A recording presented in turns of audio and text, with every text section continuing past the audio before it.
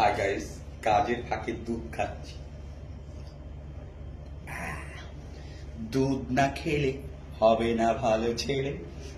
আমি তো দুধ খাই, সেই কারণে আমি ভালো ছেলে। সুদীপা জানি না কোথায় গেল, কি খাবে, কোল্ড ড্রিঙ্কস নাকি আমি বলতে পারবো না। আমি তো এইখানে এখন হবে চরম হারে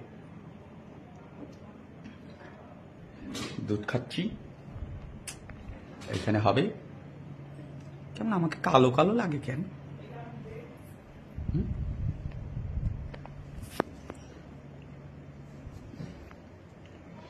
দুধ খাবো, শুরু করবো।